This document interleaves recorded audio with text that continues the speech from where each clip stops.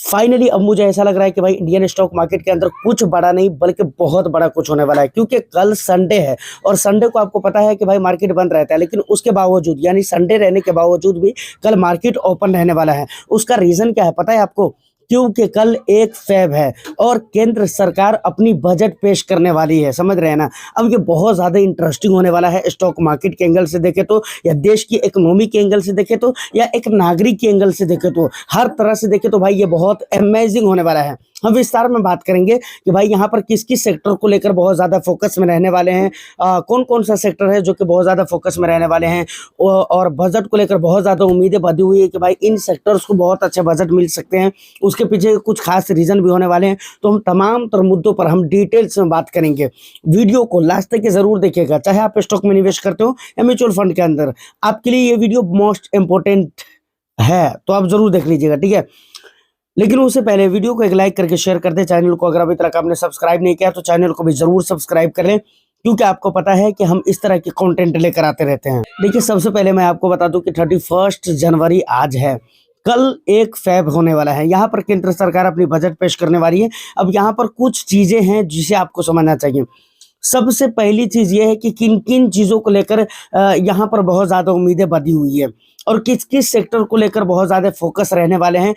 लोगों के अनुमान जो हैं, लोगों के अनुमानी तौर पे लोग क्या क्या अंदाजे लगा रहे हैं कि भाई किन किन सेक्टर्स में बहुत ज्यादा बजट आ सकते हैं। उसके बाद फिर हम आगे की बात करेंगे। सबसे पहले नंबर पे आपको मैं बताऊं तो टैक्स की कटौती, यानी ये कोई सेक्टर नहीं है, लेकिन टैक्स की जो कटौती है ना, इसको लेकर टैक्स स्लैब के अंदर कमी कर दी जाए। हो सकता है long term capital gain tax या short term capital gain tax के अंदर भी कुछ चेंजेस हो सकते हैं, ये तय नहीं है। अभी जो उम्मीदें हैं मैं उसकी बातें कर रहा हूँ भाई, उम्मीदें की बातें कर रहा हूँ, तो इसकी उम्मीद है। लेकिन ज़्यादातर लोगों को उम्मीद है टैक्स को लेकर, वो टैक्स स्लैब के अंदर कुछ चेंजेस होना चाहिए, उसको लेकर मतलब कुछ सहूलियतें होनी चाहिए। इस चीज़ों की ज़्यादा उम्मीद लग रही है लोगों को कि भाई ऐसा हो सकता है। अब होगा या नहीं होगा वो आने वाला समय में पता चलेगा, ठीक है। दूसरे नंबर पे बहुत ज़्यादा जो फोकस में रहने वाले हैं कंजप्शन सेक्टर। कंजप्शन सेक्टर यानी लोग जो सामान की खरीदी बिक्री करते हैं, कंज्यूम करते हैं, सामानों का कंज्यूम करना, ये कंजप्शन कहलाता है। तो ये जो सेक्टर है ये बहुत ज़्यादा फोकस में रहने वाले हैं। लोगों का ये मानना है कि भाई इस सेक्टर में हो सकता है कि अच्छा बजट आ जाए, क्योंकि आपको पता है कि भाई सामान जब तक कंज्यूम नहीं करेंगे लोग, प्रोडक्टिविटी नहीं बढ़ पाएगी, समझ रहे हैं ना। सामान जब कंज्यूम करेंगे, ज़्यादा से ज़्यादा सामान सेल होंगे, तो वहाँ पर प्रोडक्टिविटी बढ़ पाएगी। अच्छा, एक बात यहाँ पर आपको पता होगा कि भाई कंजप्शन को बढ़ाने के लिए इंटरेस्ट रेट का सस्ता होना बहुत ही ज़्यादा ज़रूरी है, ताकि इंटरेस्ट रेट जब सस्ता होंगे तो वहाँ पर लोग क्या करेंगे, ज़्यादा से ज़्यादा लोन ले पाएंगे, ज़्यादा से ज़्यादा लोग खरीदारी करेंगे, या फिर कुछ पैसे बचाकर मतलब ट्रेडिशनल मार्केट के अंदर खरीदारी करेंगे, या नहीं तो कुछ पैसे बचाकर स्टॉक के अंदर निवेश करेंगे। तो जहां पर भी निवेश करें, या तो ट्रेडिशनल मार्केट के अंदर खरीदारी करें या स्टॉक के अंदर निवेश करें, हमारी इकोनॉमी को फायदा होने वाला है। तो यहाँ पर इन्फ्लेशन का सस्ता होना, इंटरेस्ट रेट का सस्ता होना बहुत ज़्यादा ज़रूरी है। इन्फ्लेशन का कंट्रोल में होना ज़रूरी है। तो इन्फ्लेशन ऑलरेडी हमारे देश का अगर देखेंगे तो कंट्रोल में है।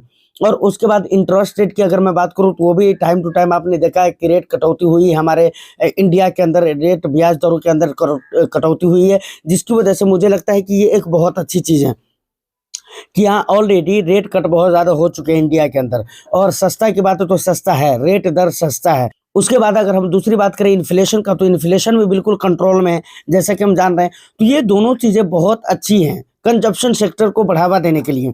तो यहाँ पर कंजप्शन को बढ़ावा देना, जो लोगों के एक्सपेक्टेशंस है, बड़े बड़े लोगों का मानना है, वो बहुत हद तक ये सही नज़र आ रही है, और इसका बढ़ना भी ज़रूरी है, कंजप्शन को बढ़ावा देना भी ज़रूरी है, जो कि इन दोनों बातों से समझ में आ रही है, यानी इन्फ्लेशन और इंटरेस्ट रेट का सस्ते होने से समझ में आ रहा है। उसके बाद दूसरा सेक्टर जो रहने वाला है वो इंफ्रास्ट्रक्चर सेक्टर रहने वाला है। देखिए, इंफ्रास्ट्रक्चर के ऊपर मैं शुरू से पहले भी बहुत बात कर चुका हूँ। इंफ्रास्ट्रक्चर की ज़रूरत आज इंडिया के अंदर है। आपको मालूम होना चाहिए कि नए नए बिल्डिंग्स, नए नए मॉल, नए नए हॉस्पिटल, नई नई जगह पे नई नई बिल्डिंग्स वगैरह बन रही हैं।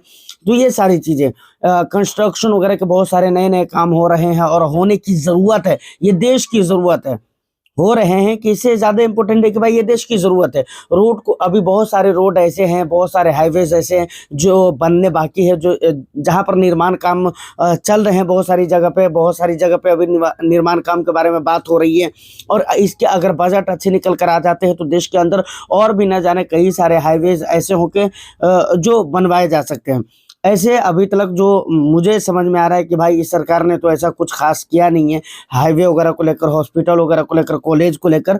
लेकिन ठीक है, दूसरी टाइप की जो बिल्डिंग्स है ना, मॉल वगैरह टाइप के हो सकते हैं वही बने या जो भी हो भाई, या फिर छोटे-मोटे जो रोड वगैरह होते हैं, छोटे-मोटे हाईवे जो होते हैं, ठीक है वही बनेंगे मैं मानता हूँ। बहुत बड़ा ब्रिज का काम नहीं हो सकता है, बहुत बड़ा क्या कहते हैं कि हाईवे नहीं बन सकता है, बहुत बड़ा नेशनल हाईवे नहीं तैयार हो सकता है, ठीक है, डज़न्ट मैटर। लेकिन जो कुछ हो रहा है वो अभी बहुत सारी चीज़ें होनी बाकी है इंडिया के अंदर, और जो कुछ होगा वो भी ठीक होगा अपनी जगह पे, और वो भी इंडिया के अंदर होने के लिए कम नहीं है। तो मुझे लगता है कि इंफ्रा का सेक्टर जो है ये बढ़िया बजट लेकर आएगा, लेकिन अभी उम्मीद ही है। बाकी आगे आप इंतजार करते रहे, देखिए क्या होता है बजट में। लास्ट में मेरा जो ख्याल है, मेरी जो फिक्र है कि भाई कैसा होगा बजट, उसके ऊपर मैं अपना ओपिनियन भी आपको जरूर ही बताने वाला हूँ। उसके बाद अब एक ऐसा सेक्टर जिसको लेकर तो बहुत ज्यादा ही बातें हो रही, मतलब जरूरत से ज्यादा बातें हो रही है, डिफेंस को लेकर। अच्छा, डिफेंस को लेकर जो बातें हो रही है ना, इसके पीछे कई सारे रीजन है, ठीक है ना। सबसे पहली चीज ये है कि भाई इंडिया को बनना है क्या, विश्व गुरु, जैसा कि आप सुनते हो रहे हैं, शक्तिशाली देश बनना है, विश्व का शक्तिशाली देश बनना है। इंडिया इस रास्ते पर गामजन है भाई, जैसे कि आप सुनते आ रहे हैं। वो अलग बात है कि हमारे जो प्राइम मिनिस्टर हैं वो अलग ही डमरू बजा रहे हैं, तो भाई उसकी मैं बात नहीं करूंगा। लेकिन इंडिया को बनना है क्या, विश्व गुरु, और विश्व में सबसे शक्तिशाली देश बनना है। ऑफ कोर्स हमारा इंडिया सबसे शक्तिशाली देश है, बहुत एंगल से अगर देखा जाए तो। और अलग बात है कि इसको उस तरह के डील करने वाले, उस तरह से लीड करने वाले नेता नहीं मिल पा रहे हैं जो इंडिया को उस लेवल तक ले जा सके। क्योंकि अभी अगर हम सर जी की बात करें महामानव की, तो उनको आप देख ही रहे कि भाई वो किसी और ही काम में बिजी रहते हैं, तो उनसे तो ये चीज़ होने वाला नहीं है। लेकिन जो भी प्राइम मिनिस्टर नेक्स्ट टाइम पे आएंगे, मुझे लगता है कि उनके समय में ज़रूर ये काम हो जाएगा, जब भी हो। तो मेरे कहने का मतलब ये है कि भाई यहाँ पर डिफेंस जो है, डिफेंस का बहुत ज़्यादा हाथ रहने वाला है अगर इंडिया को शक्तिशाली बनना है तो। जहाँ पर अगर आप प्रेजेंट करेंट सिचुएशन देखें दुनिया का, तो कभी इस मुल्क से उस मुल्क का जंग हो रहा है, कभी उस कंट्री से उस कंट्री का, कभी वो उससे उलझ रहा है, कभी कोई किसी और से उलझ रहा है, कभी कोई किसी और से उलझ रहा है। तो मतलब ये उलझने बढ़ती जा रही है। अब यहाँ पर हथियार और डिफेंस की जो चीज़ें हैं उसकी बहुत सख्ती से ज़रूरत पड़ रही है, और बहुत ज़्यादा मात्रा में ज़रूरत पड़ रही है। तो इसलिए ज़रूरत है कि भाई डिफेंस का जो प्रोडक्शन है वो बढ़ाया जाए। तो इससे फ़ायदे ये होगा कि हमारी जो डिफेंस कंपनीज़ है, जो घरेलू कंपनीज़ है, यानी जो डोमेस्टिक कंपनीज़ है डिफेंस सेक्टर में काम करने वाली, उनको बहुत ज़्यादा फ़ायदा होने वाली है। और इसका जो दूसरा फ़ायदा होने वाला है वो बजट में ये होने वाला है कि भाई डिफेंस का बजट उम्मीद है कि बढ़ाया जा सकता है। उसके बाद ग्रीन एनर्जी और उसके बाद हाउसिंग, इन सेक्टर्स, इन दो सेक्टर्स के ऊपर भी लोगों के फोकस रहने वाले हैं। और माना ऐसा जा रहा है कि केंद्र सरकार जो बजट पेश करेगी तो हाउसिंग और उसके बाद ग्रीन एनर्जी को लेकर भी बहुत ज़्यादा बजट बढ़ाए जा सकते हैं। देखिए ये 4-5-6 सेक्टर्स है जिनके ऊपर मैंने बात किया है। लेकिन एक बात याद रखें, मैंने वीडियो के बीच में भी कहा है आपको कि भाई ये सिर्फ अभी एक्सपेक्टेशंस हैं, ये अभी हुए नहीं हैं। आने वाला समय का इंतजार आपको करना पड़ेगा कि बजट क्या आता है। अब अगर मैं अपना यहाँ पर ओपिनियन रखूँ, आप अपना ओपिनियन जरूर कमेंट सेक्शन में रखिएगा, लेकिन मेरा जो है मैं बता देता हूँ। देखिए 2024 के अंदर या 2025 के अंदर भी अगर आप देखेंगे तो डिफेंस को लेकर बहुत ज़्यादा बातें हो रही थी कि भाई ऐसा वो ऐसा, दिस डेट फैट रेड बिल्ली कुत्ता सुंदर, लेकिन हुआ कुछ नहीं। तो भाई मैं ये कह रहा हूँ कि भाई बहुत ज़्यादा उम्मीद अगर आपको लग रही है कि नहीं बहुत ज़्यादा कुछ होने वाला है, बजट में ये हो जाएगा वो हो जाएगा, तो कुछ भी नहीं होगा। मुझे नहीं लगता है कि बहुत ज़्यादा खास होगा। और अभी मतलब कुछ भी नहीं होगा का मतलब ये है कि भाई जितने एक्सपेक्टेशंस अभी मैं लोगों के देख रहा हूँ ना, मुझे नहीं लगता है कि भाई उस एक्सपेक्टेशंस पे ये बजट खड़ा उतरने वाला है। आपको कैसा लगता है मुझे कमेंट करके बता दीजिएगा।